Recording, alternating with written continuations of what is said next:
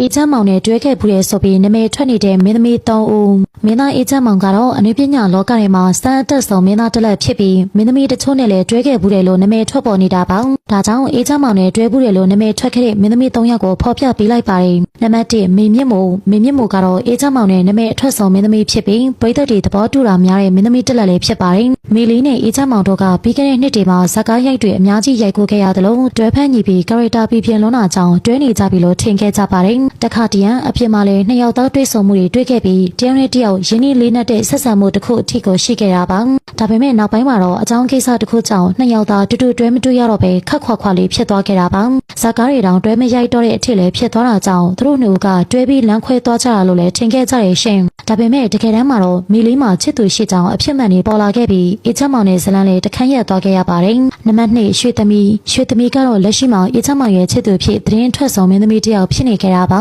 အေချမ်းမောင်နဲ့ရွှေသမီးကရာတပ်ပံငါကောင်မလေးရုပ်ရှင်စကားကြီးမှာတွဲလုံးမိတရုပ်ဆောင်နိုင်ခဲ့တာကြောင့်နောက်ပိုင်းကားရိုက်တွေမှာလည်းတူတူတွဲတရုပ်ဆောင်တာများလာခဲ့ပါတယ်ဒါကြောင့်သူတို့နှစ်ဦးကိုဖန်ရှစ်လုပ်ကြတာများပြီးလက်တွေ့မှာလည်းတွဲနေတယ်ဆိုတဲ့သတင်းတွေအတိအကျထွက်ပေါ်လာပြန်တာပါတရက်တုန်းကဆိုရင်အေချမ်းမောင်နဲ့ရွှေသမီးတို့က16လမ်းမှာညဘက်ကြီးလက်ချင်းချိတ်ဈေးဝယ်ထွက်နေတာကိုမြင်တွေ့ခဲ့တဲ့သူတွေတောင်ရှိပါတယ်ဒါပေမဲ့အတွင်းလူတချို့ကတော့ဒါဟာရိုက်ကွင်းတစ်ခုဖြစ်ကြောင်းပြန်ဖြေရှင်းလာတာကြောင့်ရွှေသမီးကအေချမ်းမောင်နဲ့တွဲနေတဲ့မင်းသမီးတက်လာလားဆိုတာကတော့အတိအကျမသိရသေးပါဘူးနော်နံပါတ်3မေလိုဒီကလည်းပြီးခဲ့တဲ့နှစ်ကတိမ်ပကြီးရုပ်ရှင်စကားကြီးမှာအေချမ်းမောင်နဲ့တူတူသရုပ်ဆောင်ခဲ့ရပြီးနောက်ပိုင်းအတော်ကိုရင်းနှီးလာကြတာပါတယောက်အိမ်တယောက်ဝင်ထွက်သွားလာတာတွေပါရှိပြီးစားကြနောက်ကြတဲ့အထိလည်းခင်မင်ခဲ့ရရှင်ဒါကြောင့်မေလိုဒီနဲ့အေချမ်းမောင်တို့တွဲနေတယ်ဆိုတဲ့သတင်းတွေထွက်ခဲ့သေးတာပါဒါပေမဲ့နောက်ပိုင်းမှာတော့နှိုးစလုံးကမဟုတ်ကြောင်းပြန်ဖြေရှင်းခဲ့တာကြောင့်ဒီသတင်းကလည်းပျောက်ကွယ်သွားရပါတယ်အေချမ်းမောင်နဲ့မတ်ချော3ယောက်ရဲ့ဇလန်းပေါ်ပြည်သက်တို့ရောဘလို့ထင်ကြလဲရှင်